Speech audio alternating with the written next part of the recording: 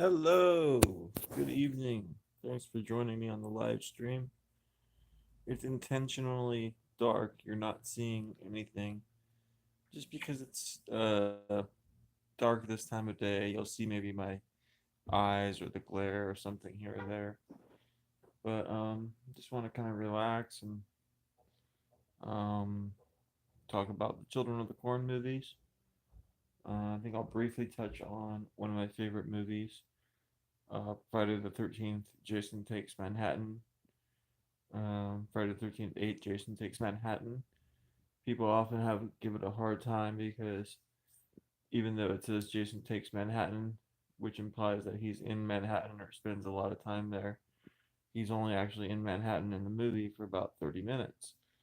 So people always say, "Oh yeah, you mean made in Vancouver?" or Jason Takes Vancouver, or make a little pun or joke about that.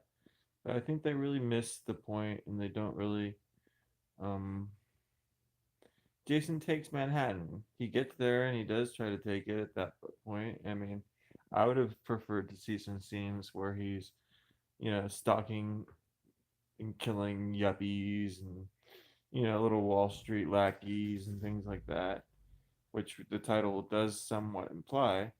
But it doesn't imply that he has an adventure to get to Manhattan and then takes it, which is exactly what happens. Sails on a boat, which is having a senior trip for all the high school students from Crystal Lake High School.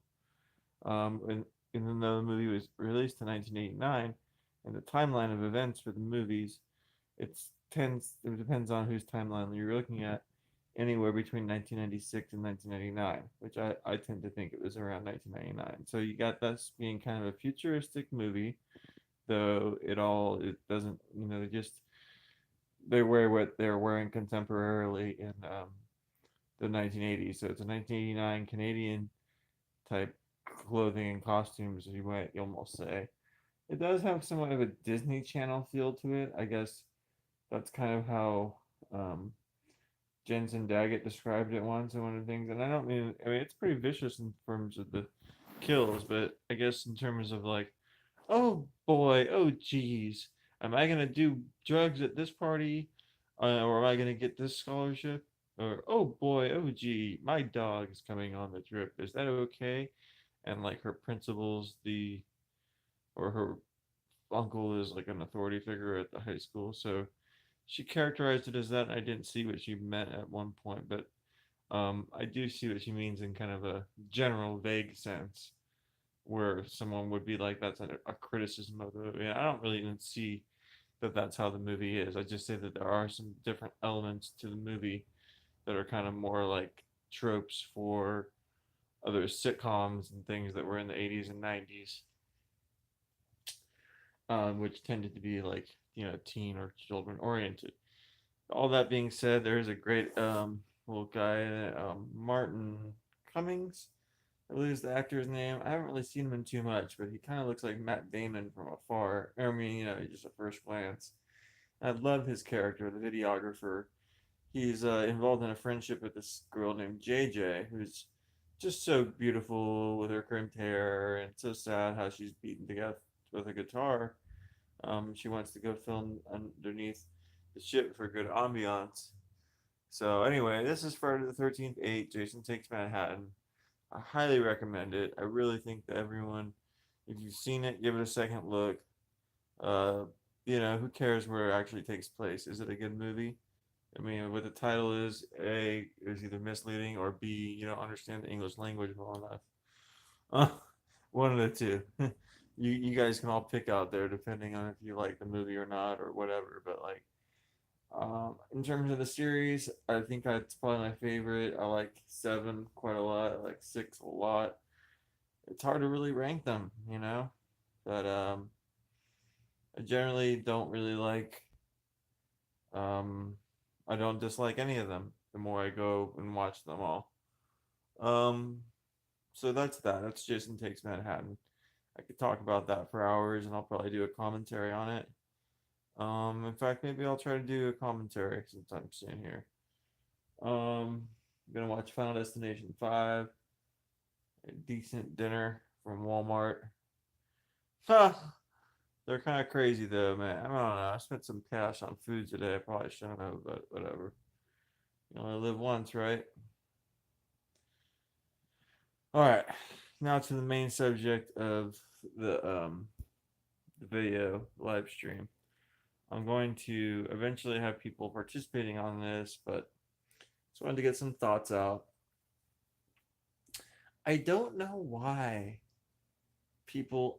I mean, it's just kind of like I'm going on for days about this, but I don't know why people constantly say, "Oh, Children of the Corn 1 is the best of the series," and they all kind of fell off from there. It's just like it's almost like a cult of people just saying that over and over again on every horror podcast. Anyone, and sometimes they'll just ignore the entire series completely and say, "Oh, I don't want to talk about the Children of the Corn movies." But when someone actually does venture to talk about the Children of the Corn movies, they routinely say those things. Oh yeah, the movies really fell off after part one, and I found that to be just not true. I mean, I can see it's, I mean, all film is subjective, yada yada, but like, um, one's a good movie. Don't get me wrong, but there's other better movies in the series, and two is clearly better than one. And I think five, for all intents and purposes, is better than one. Three is clearly better than either two or one. It's a whole different thing. It would set the trend of taking a kind of a bucolic horror concept and putting it in an urban area, which I'm sure we can all know about the two Leprechaun in the Hood movies and several other movies that would quote unquote be in the hood. Urban Harvest, Children of the Corn 3, kind of started a trend. And it's a one heck of a thrilling and horrific movie that people just, if they've seen it, they don't see it with the right lens on, I guess, or they don't really understand what they're watching in terms of how cool it is for the series to have these kids get adopted and then bring what the Children of the Corn is into the gang world. I think that's kind of an interesting concept on kind of like a sociological level. I like the little cameo of Charlize Theron in it. I like the crazy CGI kind of bad effects at the end of it. I don't really care, you know. I mean, not every movie has perfect CGI effects, especially in that time period. And I think the mind blowing creativity of it more than takes up for how it looks on screen. It's totally not what you expect. Um, so yeah, I mean, I'm not like gonna say Children of the Corn 1 is worse than Children of the Corn 4. Because I don't think Children of the Corn 4 is that great, but it's not bad. It's not like horrible. It's just definitely like a, like I was trying to say, like a Rob Zombie version that doesn't work. Because I actually think Rob Zombie horror movies, I can't even watch Halloween 2 yet. I haven't even gotten to it. Like Halloween by Rob Zombie is probably the best horror movie of all time. I can't even believe that I'm saying that right now, but when I saw it, I just couldn't believe what I was watching. It was like watching a perfect movie. I don't know. That's a very recent thing. I've only watched Halloween by Rob Zombie recently because I got it as part of a Blu-ray set, and I didn't even want to watch it ever. I was like, nah, I'm not gonna. Just, you know, whatever. It's part of the set. Who cares? Then I just started thinking, you know, 2018 Halloween was horrible. What are they all trying to get away from so much? Obviously, they're trying to get away from the sequels that I love so much, like 2, 3, 4, 5, 6, uh, 7, H2O, and 8, Resurrection. But they're mainly trying to get away and redact from the Rob Zombie ones, which, though I assume they are both profitable, um, they stopped making them because a variety of things. You know, I know a lot about how the series works, and Malika Cod and Rob Zombie had kind of a falling out after the making of the second movie, because I believe in between Halloween 1, Rob Zombie, and Halloween 2, Rob Zombie, Mustafa Akkad passed away, and then his son wrested control of the franchise away from whoever, you know, was next up in the Akkad lineage to get it, and then it became kind of a, you know, they came to loggerheads over where the series should go. Because I mean, I'm sure a lot of people remember that there was going to be a Halloween 3 at one point, Rob Zombie Halloween 3. And now that I know how good at least Halloween 1 by Rob Zombie is, and I hear Halloween 2 is even better, I can't wait to watch them. In fact, I should probably just put that one on in a little bit. But I have to rewatch Halloween 1 at the end of it because I'm always kind of dozing off towards the end of it. So it's a bad movie. It's a very intense movie, and I get hyper focused when I watch these things sometimes. But I like actually lose my concentration. Um, and I'll say, check out Children of the Corn 5 as well. I think I'll keep these live streams as brief as possible so that whatever memory they use up or whatever, it's, I'm researching more about the internet, but just wanted to check this out. And today I checked out Shopping Mall, watched it with a friend. I'd never seen it before. And it's not really the best movie to watch with friends in the middle of the day. Maybe more like a drinking movie. I don't know. I guess I've been watching that one a little bit more lately. Sometimes and tried to watch Sahara, but the DVD didn't work. Children of the Corn. Um, man, what can I say, man? I mean, I'm starting to make some horror movies myself lately, but I hope to make a couple independent horror movies. Even low budget ones, or even in my own creative studio ones as well. And then I hope to get control of a couple franchises. Clearly, Friday the 13th. I've already put some work towards doing that. But who hasn't? Who doesn't want to get control of that franchise? But me being friends with Victor Miller and Sean Cunningham and being able to kind of straddle both worlds with that, I'd say I'm got a good chance to do that as long as I start making some good horror movies the next couple of years. Put my name out there. But I would love to make a Final Destination movie, get control of that franchise, and I would love to get a Children of the Corn movie.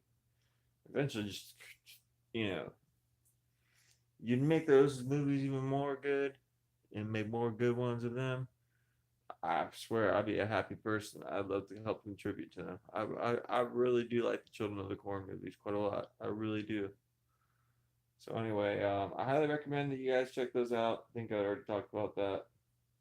Another movie I really like, Night of the Living Dead remake, Tom Savini. That's another one I get really hyper focused and intense while watching it, and sometimes will like short out of energy. So I got to rewatch the whole thing basically. So I got a lot of movies like that I'm so intense and enjoying that it's like I actually don't have to be in the middle of the day, and then when I watch them in the middle of the day, they're not scary, obviously. So it's a whole fine balance. So you go ahead, leave in the comments section down below what are your favorite Children of the Corn movies, what are your favorite Final Destination movies, and do you have the same thing that like working a lot of hours in a week or whatever, and trying to put on a movie? Sometimes you get so intense watching it that did you pass out? Does that ever happen to anyone else?